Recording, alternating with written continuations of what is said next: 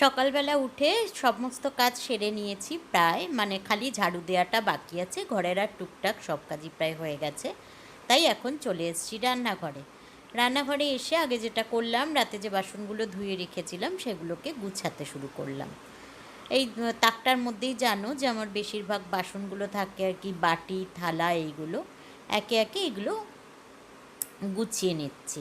প্রথমে স্টিলের থালা বাটিগুলো রাখবো, তারপরে দেখো এদিকে যেখানে আমার কাঁচের বাসনগুলো থাকে, কাপ প্লেট গ্লাস, সেইখানে কাঁচের জিনিসগুলো সেট করে রেখে দিচ্ছি। এবারে এখানে চলে এসেছি, বাকি আর একটু টুকটাক বাকি আছে সেই কাজগুলোকে সেরে নেবার জন্যে। থালা টালা যা আর রয়েছে, কারণ রাত্রে বেশ অনেক কটাই বাসন হয়েছিল, প্রায় এক ঝুড়ি মতো, সেইগুলোকে কাল দুপুরবেলা ধোয়া হয়নি, সেই জন্য প্রচুর জমে গেছে। এখন থালা টালা সব গুছিয়ে রেখে দিলাম। এবার চলে এসেছি, দেখো আমার সারা সপ্তাহের মশলা আমি পেস্ট করে রাখি। আমার আদা রসুন পেস্টটা ফুরিয়ে গেছিলো, তাই প্রথমে করে নেব আদার পেস্টটা। আদাটা মিক্সির বাটিতে দিয়ে নিয়ে এবার যেটা করব সেটা হচ্ছে, আদাটা কিন্তু আগে একবার ধোয়া, তাও আমি কাটার পরে আরেকবার ধুয়ে নিই মিক্সির জারের মধ্যেই। ধুয়ে এবার ঢাকনা দিয়ে আদাটাকে আমি পেস্ট করে নেব মিক্সিতে, একদম মিহি করে, যেন কোনো রকম মানে একটুকু দানা দানা বা টুকরো না থাকে। হয়ে গেছে আদা পেস্টটা, দেখে নাও একদম মিহি হয়ে গেছে। এবার এটা আমি একটা স্টিলের টিফিন কোটোয় ঢেলে নিচ্ছি পুরো পরিষ্কার করে, সিলিকন ব্রাশ দিয়ে, যাতে না মিক্সির জারে আর লেগে থাকে। আদাটা দেখো পুরো পরিষ্কার করে কাচিয়ে একদম বার করে নিয়ে ডাব্বাটা আমি ভরে নিচ্ছি। হয়ে গেছে ডাব্বাটা ভরা। এইবার এটাকে রাখার জন্য যেটা করতে হবে, একটু নুন আর সর্ষের তেল বা যে কোনো তেল দিয়ে রেখে দেবো। তাহলে এটা এক সপ্তাহ কেন, প্রায় তোমার 10 থেকে 15 দিন একদম ভালো থাকে ফ্রিজে রাখলে। তো আমি ফ্রিজেই রাখি।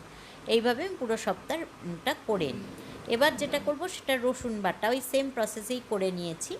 এইবারে ঢেলে ওটাও একটা ছোট টিফিন কোটোয়, রসুনটা অপেক্ষাকৃত একটু কম বলে একটু ছোট সাইজের টিফিন কোটোতেই আমি রাখি।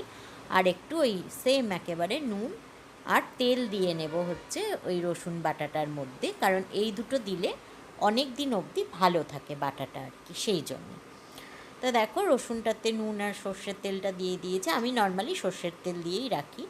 দিয়ে এটাকে ভালো করে মিশিয়ে এবার ঢাকনা দিয়ে ফ্রিজে ভরে দেবো আর কি। তৈরি হয়ে গেল আমার এক সপ্তাহের মতন মশলা। এবার যেটা করব সেটা হচ্ছে, মিক্সিটাতে মশলা করেছি, এই মিক্সিটাকে এবার একটুখানি ওই যে লিকুইড সলিউশনটা আমি ঘরে বানাই ওইটা স্প্রে করে ভালো করে পরিষ্কার করে নেব। ডেলি পরিষ্কার করলে আর বেশি নোংরা হয় না। এই কাজগুলো হয়ে গেল। এবার তাড়াতাড়ি প্রথমেই আগে বসিয়ে দেব ভাতের হাঁড়িটা। তো সেই জন্য যেটা চাই সেটা হচ্ছে চাল। হাঁড়ির মধ্যে নিয়ে নিচ্ছি চাল, এই নিচেই আমার চালের ডাব্বা থাকে, সেখান থেকে চাল মেপে নিয়ে নিলাম। এবার চালটাকে ভালো করে 2-3 বার ধুয়ে ভাতটা বসিয়ে দেবো, কারণ ভাতটা হওয়া থাকলে না অনেকটা নিশ্চিন্ত, তরকারি করতে তার বেশি সময় লাগে না, ভাতটা হয়ে থাকলো আর কি। আর তরকারিটা পটাপট করে নেব, দুটো তরকারি হবে যেহেতু আজকে নিরামিষের দিন, তো থাকেই এসব কাজকর্ম। তো হয়ে গেছে বাবা ভাতটা চড়ানো, একদম শান্তি। আমি রিমঝিম চলে এসেছি আজকে শনিবারে। এখন বাজে হচ্ছে 12টার সময় তোমাদের কাছে চলে এলাম নতুন দিনের একটা নতুন ব্লগ নিয়ে। তোমাদের সবাইকে স্বাগত আমার রান্নাঘরে বা আমার সংসারে। আর এখন চলে এসেছি রান্নাঘরে। সকাল থেকে আমাদের মোটামুটি ভালোই কেটেছে রোজ দিনের মতন, তবে আজকে প্রচণ্ড গরম আর মেঘ তো হয়ে আছে, জাস্ট এখন একটুখানি বৃষ্টি হচ্ছে ছিটে ফোটা, দেখা যাক কি হয়।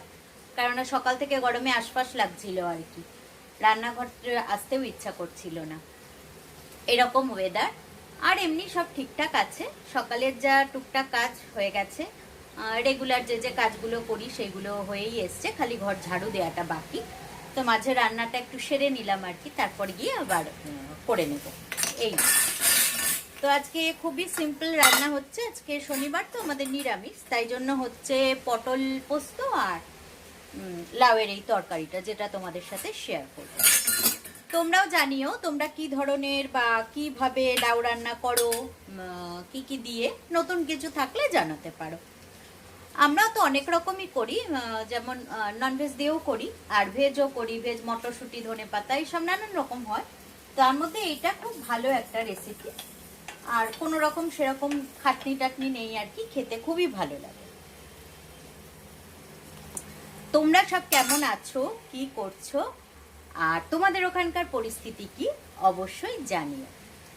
কারণ তোমরা সবাই আমার বন্ধু, তোমরা কেমন আছো তোমাদের খোঁজ নেওয়া এটা আমার দায়িত্বের মধ্যে পড়ে।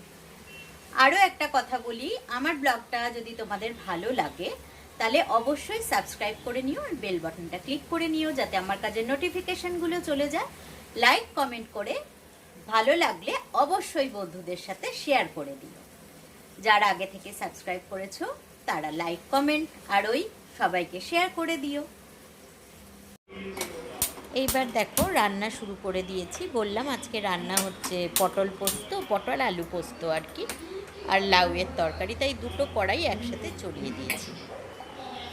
প্রথমে পটলটা বসিয়ে দেবো, তারপর ধীরে ধীরে এদিকে লাউটা করতে থাকবো। তো দেখো কড়াইতে সর্ষের তেল দিয়ে নিলাম, জানো আমি রান্নাতে সর্ষের তেলই ব্যবহার করি, তাই দিয়ে নিয়েছি 1.5 পলা মতো সর্ষে। এখন বানাবো হচ্ছে একটা সাবেকি রেসিপি, এটা সেটা হচ্ছে লাউ, মুগ ডাল আর বড়ি দিয়ে।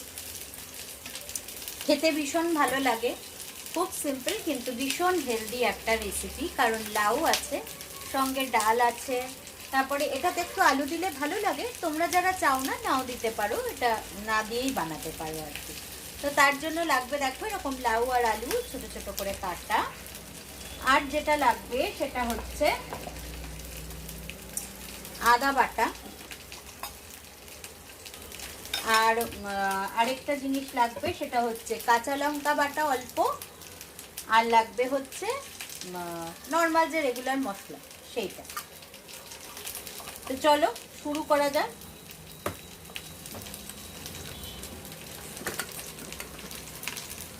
কড়াটা গরম হয়ে গেছে, ফার্স্টে আমরা মুগ ডালটা ভেজে নেব।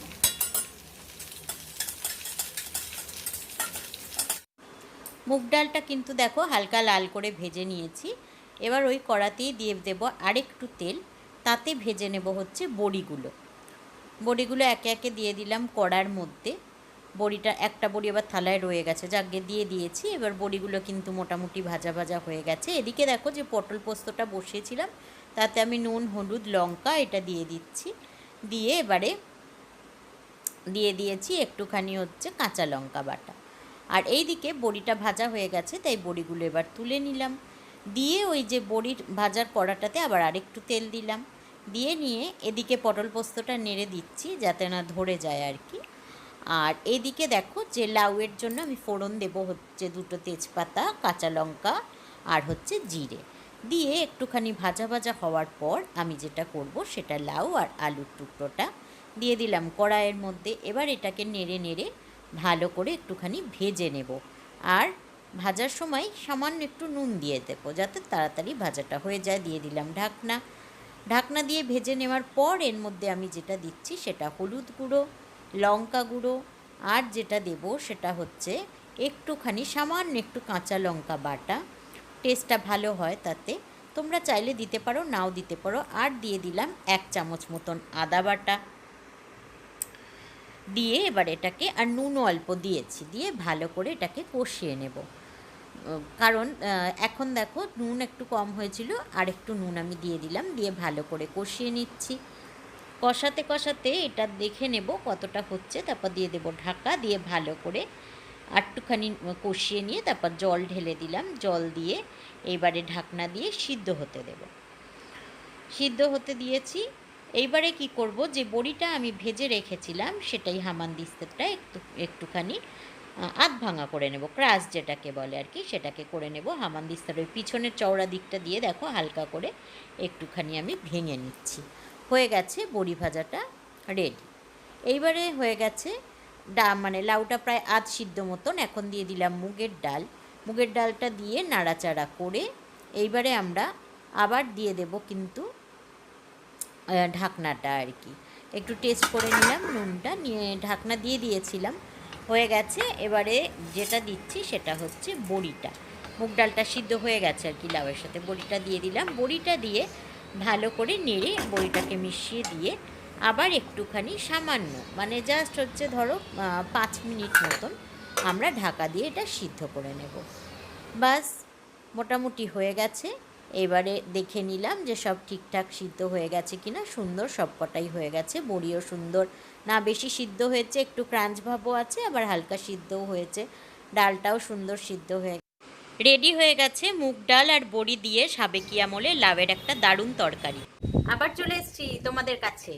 কথা বলতে বলতে আর কাজকর্ম করতে করতে ভুলেই গেছি ব্লগটা যে শেষ করা হয়নি। বললাম না যাই, সমস্ত কাজকর্ম শেষ হয়ে গেল। এখন প্রায় বাজে হচ্ছে তোমার 5:30 মতো। আর তারপরে নানান কাজ করতে করতে আবার মেয়ে ফোন করলো। বুঝতেই পারছো, ওখানে একা একা আছে তো, ওর মাঝে মাঝে কথা বলতে ইচ্ছে করে। তো সে আমার সাথে গল্প করছিল, এতক্ষণ কাজ করছিলাম আর গল্প করছিলাম। করে খানিকটা দুপুরবেলা তো কাজ সারলাম, সেরে আবার খানিকটা এডিটিং করলাম, করে তারপর বলি না বাকি কাজগুলো আরেকটু করে নিই, এগিয়ে রাখি আর কি। সন্ধেবেলাটা না তখন এর ইচ্ছা করে না, নিজের টুকটাক কাজ টাজ থাকে আর কি, সেই জন্য একটু রিল্যাক্স করতে ইচ্ছা করে। ওই জন্য কাজটা অনেকটা এগিয়ে রাখলাম, রেখে তোমাদের কাছে চলে এলাম। তো বলো তোমরা সব কি করছো, আর ওখানে তোমাদের কীরকম পরিস্থিতি? কলকাতাতে তো দেখলাম আজকে আবার বোধহয় অনেক এলাকা আরও বেড়েছে আর কি, যেখানে করোনা হয়েছে, আজকে দেখাচ্ছিল খবরে। আর পরিস্থিতি খুবই খারাপ। একটা ছেলেও দেখলাম যে মানে ট্রিটমেন্ট পায়নি, অনেক জায়গা ঘুরে ঘুরে। বাচ্চাই ছেলে, ক্লাস বোধহয় 12-এর পরীক্ষা দিয়েছিল, ইচ্ছাপুরে বাড়ি। দেখে এত খারাপ লাগছিল, একটা ছোট্ট ছেলে, কতই আর বয়স হবে, 18 বছর বয়স হয়তো হবে, কি 17 হতে পারে। কিন্তু দেখো কি অবস্থা, কোথাও তার ট্রিটমেন্ট হয়নি করোনা সন্দেহে। লাস্টে গিয়ে মেডিকেল কলেজ না কোথায় বললে যে ভর্তি করেছে, কিন্তু বেচারা বাঁচেইনি আর কি, এত শ্বাসকষ্ট হচ্ছিল। তো এসব শুনে টুনে তো মন তো একটু খারাপ হচ্ছে, আর চিন্তাটা আরও ধরধর করে বেড়ে যাচ্ছে। কারণ যা পরিস্থিতি না এখন, খুব মুশকিল। একটু সর্দি কাশি হলেও ভয় করছে যে ডাক্তার তো পাচ্ছি না, হসপিটালও পাবো না, কি হবে। এই আর থাকি দুজন, একজনের হলে আরেকজন কি করবে, সেবা করবে কে, কি করব কিচ্ছু মাথায় আসছে না আর কি, বুঝেছো? তো এই যাকগে, আর কি করা যাবে, কপালে যা থাকবে হবে।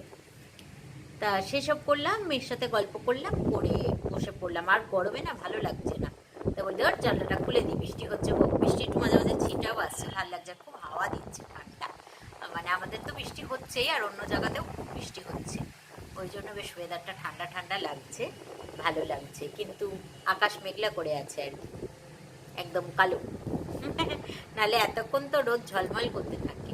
তো তোমরা বলো তোমাদের ওখানকার কীরকম পরিস্থিতি, কীরকম অবস্থা, বৃষ্টিতে কীরকম অবস্থা, বৃষ্টি কেমন হচ্ছে, খুব বর্ষা হচ্ছে না অল্প অল্প হচ্ছে থেমে যাচ্ছে? আমাদের যেমন অল্প হচ্ছে থামছে, 2 দিন খুব হয়েছিল, এখন ওই হচ্ছে একটু বন্ধ হচ্ছে আবার হচ্ছে, এইরকম আর কি।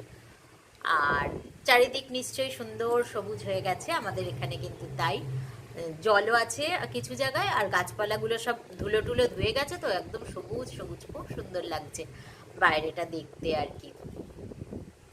কিন্তু ওই মেঘলা মেঘলা ওয়েদার, চারি কেমন স্যাঁত স্যাঁত করে না, ওই রকম স্যাঁত স্যাঁত করছে। এমনিতে গরমে দেখো আমি এই মেঝেটাতেই শুয়ে থাকি, এখন শোয়া যাচ্ছে না, একটু শুলেই ঠান্ডা লেগে যাচ্ছে, হাসি হচ্ছে, কাশি হচ্ছে, ভয় আর শুচ্ছি না যে বাবা তারপরে আবার যদি লেগে যায়, সেই জন্য। তো যাই হোক, এই আজকে এতটুকুই। আবার কালকে দেখা হবে নতুন দিনে, নতুন কিছু নিয়ে। অপেক্ষায় থেকো কিন্তু। Bye bye.